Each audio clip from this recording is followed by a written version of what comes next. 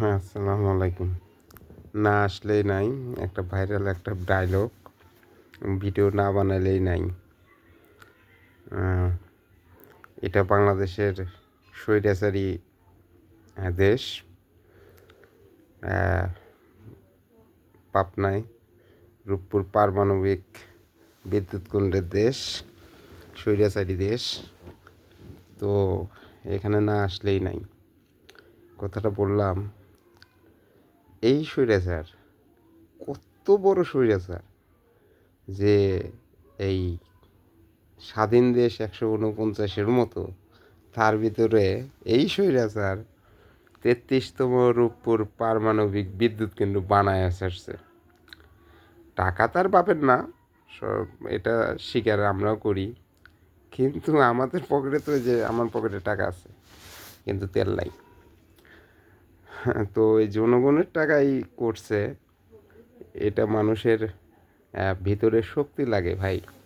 জনপ্রতিনিধি হয়ে কি পরিমাণ দেশপ্রেম থাকতে হয়, এই দেশপ্রেম না থাকলে যে স্বৈরাচারী হয়ে ওঠা যায় না, এটা সবাই বোঝে।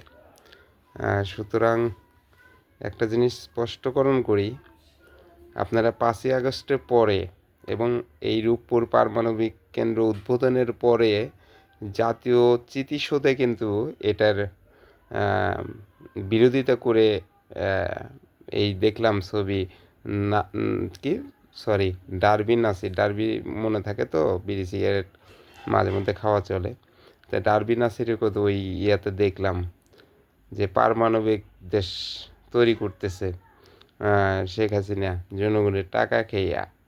তো এখন এই যে 5 তারিখের পরেও সর্বপ্রথম কিন্তু অ্যাটাকটা করছিল এই রূপপুর পারমাণবিক কেন্দ্র, যেখানে রাশিয়ার সাথে বড় একটা জালিয়াতি করছে, বড় একটা দুর্নীতি আছে। যখন রাশিয়া সরকার দিচ্ছে একবারে ভৈরিয়া, সেদিন থেকে ইউনুস আর কথা নাই মুখে।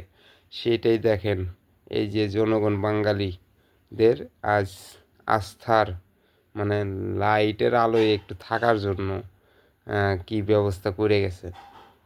ইনশাল্লাহ দেখলাম 300 মেগাওয়াট মতো বিদ্যুৎ উৎপন্ন যদি 20% 25% হয়। তো এটাই হলো স্বৈরাচারী। আসলে স্বৈরাচারী মনোভাব না থাকলে দেশকে আগানো যায় না। যেমন আমি যদি বলি যে আমি প্রতিনিধি, আমি যদি প্রতিনিধিত্ব যদি ভালো কাজ করিয়া যদি না মানে না সারি, আর জনগণ যদি ভোট দেয়, তাহলে তো এটা স্বৈরাচারী মতোই হয়ে গেল। এই জন্যই এরকম স্বৈরাচার আসলে দরকার। এমন স্বৈরাচার দরকার নাই যে খালি আমি সব করিয়া দেব, আর একজন এসে খালি উদ্বোধন করব।